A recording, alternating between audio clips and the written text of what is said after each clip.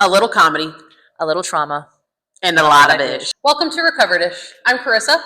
And I'm Lauren. And today we wanted to talk over a topic that's really special in our hearts about parenting blended families, because we both have blended families and everything in between, the ish in between, if you will. So I think what we should start with is just talking about where we are in our blended families. How did we come to have a blended family? So What is your story of how many kids do you have? What is your family like now? So we have in total 4 children. My husband has 2 children from his first marriage. They're older. And then we have our son, who's 11. My husband adopted him when he was 6. And then we have a biological child together. We have a little girl who just turned 1. Mm-hmm. Our sweet little baby. Our sweet little baby. We love her so much. So, yeah, we've experienced a little bit of it all. And how old were you when you first became a mom? Oh, I was young. I was 21. Okay. 21. I waited and was, 26. Yeah. 26 before I had any kids. If I could go back and still have Cohen, I would definitely have waited. Definitely. That is something that people don't talk about when having kids. I'll say that till I'm blue in the face, is the importance of why we shouldn't have kids super young. Not only having life experiences before you're settled down with kids, because things change when you have kids, folks. Absolutely. But also just your mental and emotional maturity. You have to be completely emotionally developed before you bring life into this world. Because as they say, trauma, like having kids will bring out the trauma in you. Every terrible thing that's ever happened. And whatever you haven't healed, you best believe your child is going to trigger you over it. And it's really like a magnifying glass on the parts of us that we haven't healed and how we navigate that. Yeah, absolutely. So as far as my family goes, I have a blended family of a total of 6 kids. Crazy. People love to scoff at that and say, how in the world? So when I married my husband, he had already had a whole previous life or 2 before me. Right. And he came to the marriage with 4 kids. So we have a 22-year-old, a 19-year-old, a 16-year-old, a 14-year-old, right, a 6-year-old, and a 4-year-old. 2 of which, the youngest, are mine biologically, but I have 4 amazing stepkids that I'm super close with. So funny that we, again, lived such parallels. For sure. And we both are in age gap relationships. We should probably age gap our old husbands. We love them so much, though. They bring their own special to the relationship. Oh, for sure. So I think one of the interesting things about blended families that very often isn't talked about, I haven't heard it talked about, is what it is like to be a stepmom. And you and I have such different, different takes on that, because you do not have your stepchildren in your life currently, and I've got all of mine and have had them since the beginning. So what has been your experience, or what are you willing to share about where you started with your stepkids to where you are now? So I'm going to preface it with this. This is a very vulnerable topic. It has not been like how Carissa has explained with hers. It has been probably the most challenging thing I've ever done or ever been a part of. I also want to share that this is my personal experience. This is my take on being a stepmom. This is how it affected me. And it was hard. I wish there was like a more serious word I can use than hard. Challenging is a good word for it. It was so challenging. It was so challenging. And how old were the stepkids when you came into their life? They just turned 13 and 7. Okay. So it was hard ages. Yeah, very hard, especially going through a divorce. Kids going through a divorce is a whole other challenge. Right. And then I also brought into the dynamic my own toddler. So that's, that's mixing a lot to take in. families. Blending families, that's the thing when we're on this side of it, it's so not talked about. It's almost like taboo. Yeah. And it's so hard because it comes with shame. It is very shame based. It almost feels like shame over what? Over the whole situation. When people ask, where's your older kids? Why don't you have a relationship with your older kids? Sure. And it's so hard because as parents, we don't ever want to envision our lives without our kids in it. It's heartbreaking. I could never imagine not having my babies in my life. Yeah. And it's sad, and it was a situation where we did all that we could. We took a lot of abuse. Well, and to backtrack, they lived with you for a certain amount of Right, time. You right. had custody of them. We had custody of my stepson. We had full custody of him for a while, but during that time, we experienced the ins and outs and the brutality of family court. We battled out for about 5 years, and we were in the process of having a court amended custody arrangement, and then things got so bad. We were winning in court. We Yeah. would have continued with our full custody, but it became so Toxic. it costed us our emotional stability, Mhm. our mental health, our Yeah. our finances. Yeah. It really ran us through it. And then at the end of it, in lesser words or so, my stepson aligned with his mom, Yeah. and Well, and I think from we what I've lost heard, contact. I think from what I've heard you say as well, and I can experience and talk about as well, is the difference or how hard it is to be co-parenting. Oh. And even if you don't have a good relationship or you do, just the differences in households. Oh, yeah. And I know in your situation while you were going through court or even before that, Mhm. what they're hearing at one household or what they're doing in those weekends or weeks away, and then they have to come back and reset, and just all Yeah. the challenges with that. It was so challenging, and it's also such a mind game that as a stepmom you find yourself in, showing up. You know, Mhm. I never wanted to step on toes. I never will replace their mom. You know, I came into it with the intention of being a stepmom and Right. having a blended family, and to whatever that looked like, to the Mhm. capacity that they would allow me in their lives, I was happy to be present Yeah. and be part of it. That being said, it came with an exponential amount of abuse, like groveling on your hands and knees, metaphorically speaking, groveling on your hands and knees, showing up for somebody, showing them that you have the purest of intentions, that you don't have maliciousness in it, that you're there for good intentions. Yeah. And no matter how you show up and how you're there and how many kicks and hits you take, at the end of the day, it's never going to be good enough, because what one parent can tell that child will outweigh anything you've ever physically done for them. And that's the part that's so gut wrenching and so that's heartbreaking, is that you can show them the truest, goodest part of you, and for whatever reason, the words from the other parent is enough to sway them in a place where it's so irreparably damaging that at a point I just had to step back. I had to say, I can't continue on like this. I can't continue to prove myself and it just not be good enough at the end of the day. And so that's another thing that's not talked about is, you know, when stepmoms and their husbands and their families find themselves in this situation, what the price of peace is. And when you're in the thick of it, and you're in court and you're doing the back and forth and you're in the 50-50, and ours was 50-50 in the beginning, and it was every other night, and it was highly conflict. I mean the worst of the worst. Most,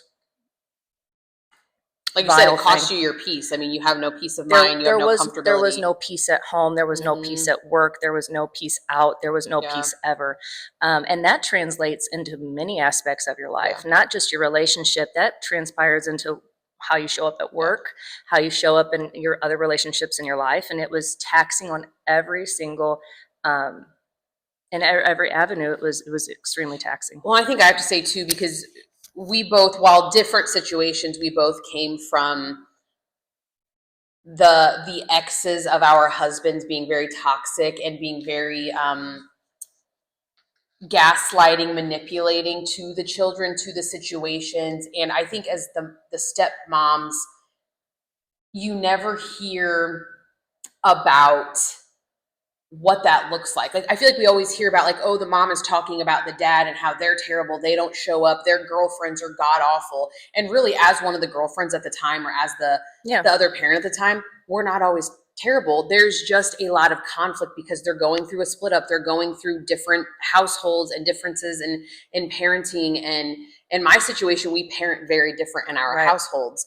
And that comes with its own set of conflicts, because everyone wants their kids to be raised the way that they want them raised. And when you can't have any say of what's happening in that other household, it is rough to sit back and watch. Absolutely. And it's super rough to sit back and watch.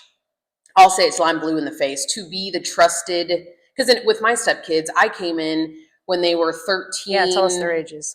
13, 11, 8, and 5 going on 6. All hard ages. All hard ages, Yeah. and so detrimental when, again, they're going through split ups. Because the oldest 2 had the stepmom. Yep. And who was the ex of my husband, and they were going through another split up, you know? Right. Here but comes another stepmom in their opinion. Right. And I think, I don't remember where I was going with that. What were we talking about right before that? The differences in parenting in each household. Oh, I think it's that too, that everyone always assumes the dad is the bad one.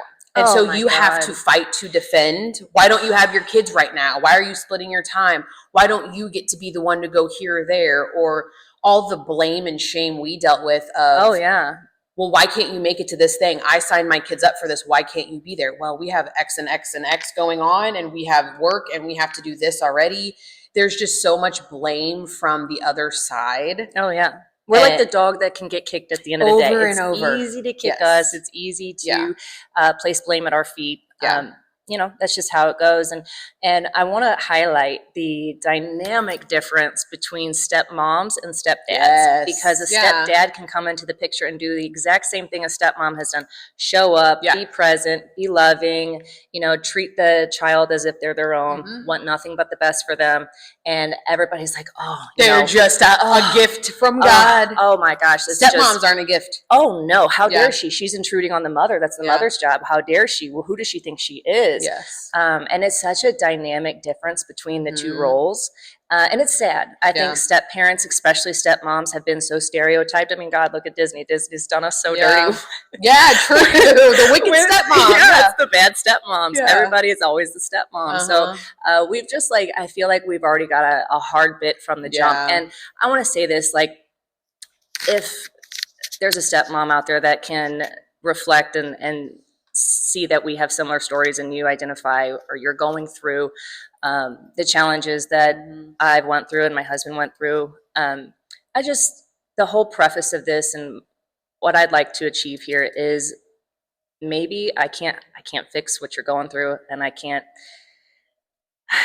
tell you what to do, but I hope that by listening to this, you at least feel less alone, because I know I felt so isolated and so alone, because when we were in the thick of it, it was before Carissa and I were besties. If only we had each other during this time. Yeah. Because I didn't have anybody who has gone through and was going through what I had gone through, and I had no one to really share or talk about it with. And so if one woman out there can listen to this and not feel alone in a very lonely situation, that's good enough for me. I think what I want people's takeaway from my perspective of being a step parent, because I've been doing it, and I'm heavily involved in my stepchildren's life, and I love them like they're my own. They are, I love having such a big family, and they are all such blessings. And I will say they made me a mom first. I've always said that. I did not have kids before they came along, so they made me a mom first, and they all treated me, I'm lucky, they all treated me so well. But I grew up with step parents, so I knew what I did and didn't like about having a step parent. So I always have told myself, I am here to be a trusted adult. I'm not here to be your mom. Right. And ultimately, I can parent you and give you advice and all those things, but I know my place. And I think there are step parents out there who do not know their place, and they want to infringe on what the biological mom is doing. And we're just there to be trusted adults. We're there for them to lean on. And I have found in my life, the more that I've done that, the more that I've become the person that they go to for everything, because they know when you're trusted, that I'm trusted. Yeah. You know, know, that means a lot, you know? Yeah. And then, you know, we flip the other coin to my side, and that is totally different. Trust was something that couldn't even be earned in my situation. And then what little trust I did earn was quickly squandered. And you find yourself in a place of, how much more can I prove to this person? What else can I do? How do I handle this situation? And, you know, trying to handle it with a place of love and understanding. And I hope that at some point that there can be unification, or there can be, you know, there can be mending of some sort. Whatever that looks like. I don't know. This is, like I said, this is very raw. This is very vulnerable. You could probably hear it in the tone of my voice. This is something that, is really hard to talk about because it's such a wound, and there is no fix for it. Yeah. We can only hope it does. But and I too think like while we have kids that are older and there's two mothers in my life, and that comes with its own set of challenges to not only co-parent with one other parent, but two parents and two very different households. And that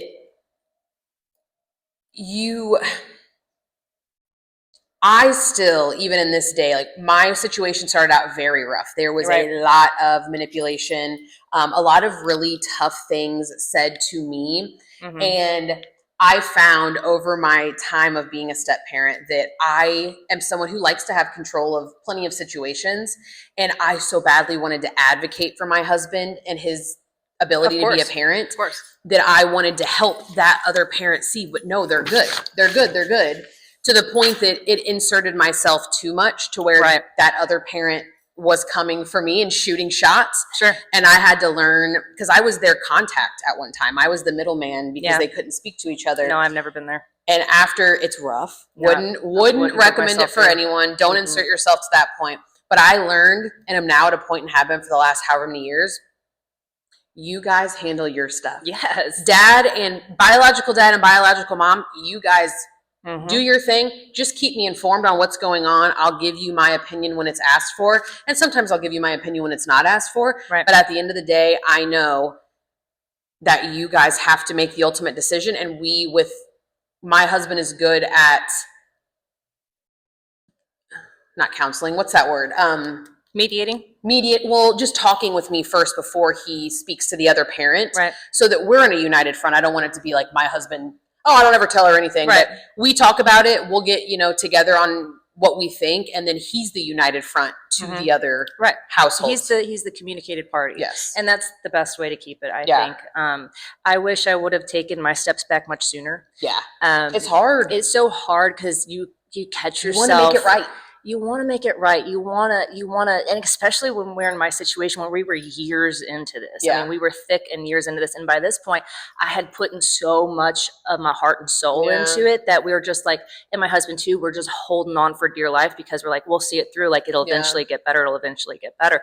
And that wasn't the case. Yeah. It progressively got so destructive and so horrible that it threatened everyone in our family, not just my husband and I, our stepkids and our son. It was everybody had a target on their back. Well, and you and I have such a different experience in that because, we kind of started off in similar places.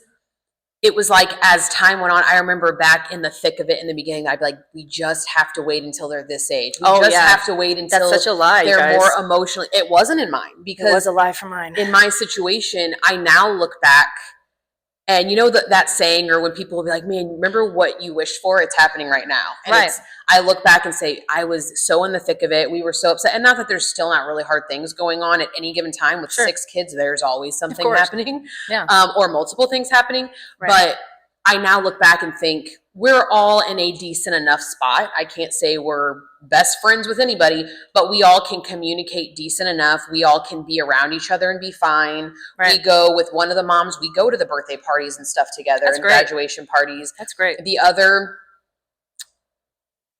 we don't. But we're around each other to a certain capacity. And while we don't always agree and there's still headbutting, we've learned to all get together. And I think as the kids have gotten older, one of my youngest stepdaughter used to say, I remember her saying, like, I wish you and my mom could be friends. And that broke my heart at the time because they're too young to know why you're not friends. Right. But now that we're older, I think as your kids become more emotionally mature, they can see like, oh, maybe this is why it was for the better, or this is why this is going on. Right. And unfortunately we never made it to that point with my stepson.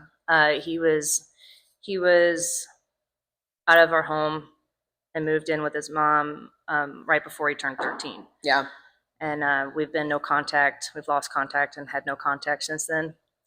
And can you talk about how, because there's also the blended family from your husband's side, and not that you can speak for him, but what it's been like to have him come in as a step parent and then adopt your son and act as his, father now? So it was really easy for Adam. Yeah. Not surprised. Adam's a gym. He is such a gem. He came in and he was like our missing piece that we had been looking high and low for. He fit perfectly. He was everything I'd ever prayed for, and Cohen instantly took to him and loved him fiercely. And then for Cohen's 6th birthday, before he turned 6, he came to us and asked if for his birthday he wanted our last name. That's he so wanted sweet. he wanted at the time we had just gotten married, and or we were getting married that year. And so my son and I still shared the same last name, and he wanted to be adopted. He was already calling Adam Dad. Yeah. And they took to each other, and it was great. And Cohen was looking for a dad. Yeah. I mean, he really, really, really wanted a dad. His dad was not present in his life at the time. He really struggled. He could hardly take care of himself, and so they hit it off great, and the adoption was back in 2021, March 11th of 21, and it was the second best day of my life, other than when Cohen was born. I would say too, like knowing Adam and being around you guys, like Adam acts as his father. There's he is no his dad. like, oh, I adopted you, or oh, I came in No, at this that's age. dad. That's his dad. Yeah, And no, Cohen that's treats him as his dad. Dad. So Yeah, 100%. And just in that too, I feel like that's a whole nother topic in itself, is adoption and what that looks like, and how it gave us peace of mind. At the time I was getting ready to have major spine surgeries, and to think that if something were to happen to me, what you have someone, what would that would have looked like for Cohen, and to have that is that was a peace of mind that Cohen couldn't get thrown into a bad situation if a turn of events, something horrible was to happen to me. Right. And so it was great. So to kind of bring the blended family portion to an end, I think, long story short, it's hard to be a step parent. Definitely hard to be a stepmom. Yeah. All of the trauma and the damage that has done to us, and in your situation has continued to be damaged, and mine, it's ebbed and flowed, and mine has bloomed into something a lot more beautiful with my stepkids, because now for me it's a lot less about my relationship with their moms, and it's more just my relationship with my kids. Right. But to really just say that, as this podcast is centered around, we are doing the work to heal from it. You and I talk about these situations often.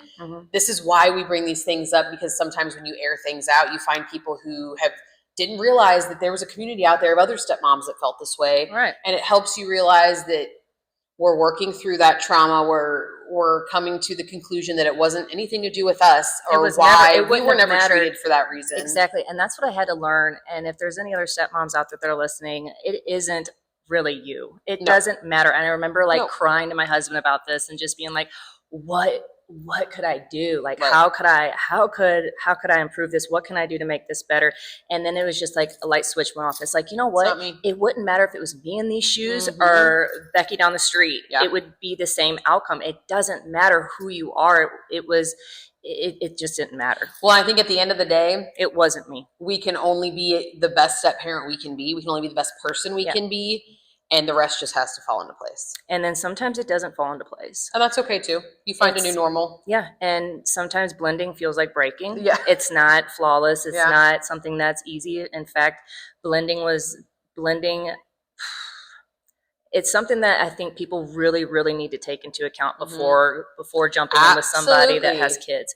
Because it's not just how this affects your life and your spouse's life. You are taking children that have been raised, in our case, very polarly opposite, and now we're merging them into the same household, and then the dynamic with that and what that comes to. Well, we have to remember, what I think a lot of parents forget is, we are our children's childhood. When they look back, they're going to remember their childhood this way, and I don't want to be a point of contention in their childhood. Right. So we always have to think of them first. Right. Too many parents are not thinking of their children first. They're putting them in between and playing tug of war with them. Or they get into really horrible relationships, and then their children are the collateral damage in those relationships. Absolutely. Remember.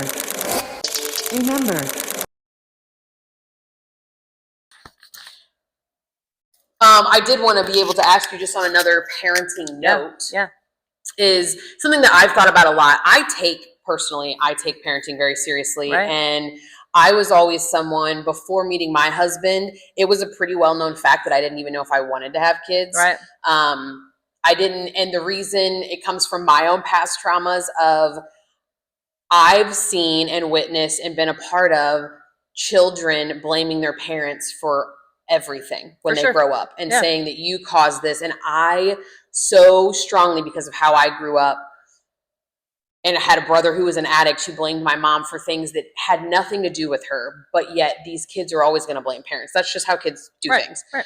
I never wanted to be the rude. Busy. I never wanted to be the reason that my children were traumatized. And so it took a lot for me to want to be a parent. And now I think that that's why I'm one of those moms that has so much mom guilt. I'm constantly watching, listening, reading things about how to be a better parent. How does the kid's mind work? That's what makes you such a wonderful mom, is that you're so humble about it and you want what's best and you want to be the best that you can be. And I think the fact that we could sit there and feel our mom guilt just shows how much it means you're a good parent. We love and care, and we're not like, fuck them kids. Yeah. You know? Well, you and I always say, like, man, I do my worst and best thinking at 12 a.m. when I'm in bed trying to go to sleep. And that's when every terrible thought runs through my mind about, why did I raise my voice at my kids? Why did I sit on my phone instead of playing with them? Why did I, get sad that they said something and they're just kids, whatever. Or when you're just in the middle of trying to do the dishes and you just want to get them done. Mom, come play. Mom, can you do this? And then I lay in bed that night. I'm like, why didn't I just put the dishes down and go play? Like, why? Tomorrow he's got to be bigger tomorrow. She's got to be bigger, and I'm not going to be able to take that back. Now that I can't have any more kids and we are done, and my youngest is 4, so he's like last year of toddlerhood, I've had those thoughts more and more, and I've reflected on that a lot more of